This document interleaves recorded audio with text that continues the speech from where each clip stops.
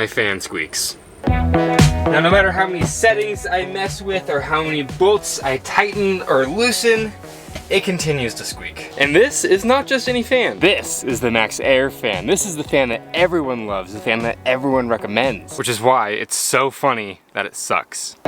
We start with the remote, which still uses the ancient infrared technology instead of radio. So even though I'm using the remote right here and the fan is right there, it doesn't work. It has to be directly pointed at the fan. See, you can hear the beeps now. It has to be directly under it or pointed at the fan for it to actually work. Luckily, my $30 LEDs do have a radio remote, so I can turn them on and off as long as the remote is within 20-30 feet of the van. And what makes this even worse is that unlike the LEDs, the fan is $400. And to top it all off, it comes with a cheap DC motor, which leads to it squeaking.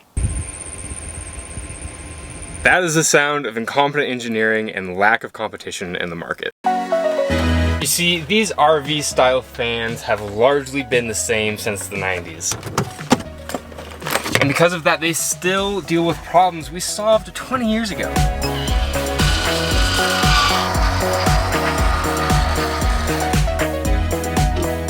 And instead of using the much better, much more efficient, much quieter brushless motors we now have available, they're still using the DC motors that were invented in the 1850s. And that leads to us now 170 years later with me trying to fix my brand new $400 fan from fricking Squeaking. I have actually already done this and it worked for about 2 days before it started squeaking again. So this time we're gonna try something a little different. Another genius idea by Max Air is that the motor has to hang by its wires while you work on it. What brilliant mind thought of that?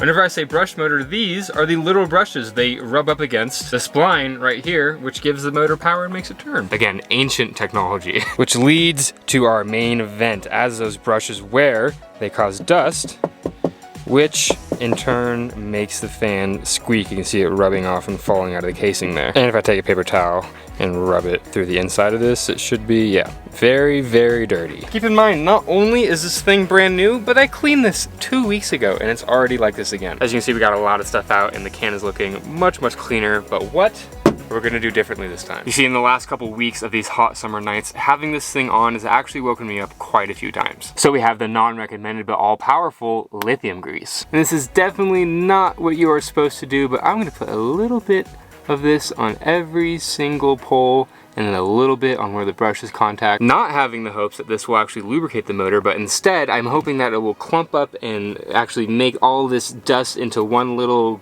gloopy, clumpy thing instead of it being dusty and squeaky. We're just gonna throw this baby right on back together. Put her back up on into the housing. And clean this disgusting fan blade because, you know, we're already in there for a completely unavoidable reason that's totally justified. We should just, you know, we should do all the maintenance while we're at it. Put it on and tighten her on up. And then it's time for the moment of truth. We're gonna turn her on. Do you hear that? Oh, turn it up. Oh my God. This sound of silence. And of course I'm joking a little bit, but this is actually so nice. Wow, that's incredible. Only if it worked like that, you know, if I just bought it and worked like that, you know, oh, that'd be way too much to have. And even though I've only been on the road for a couple weeks, it's gonna be incredibly nice to finally go to bed without my squeaky fan.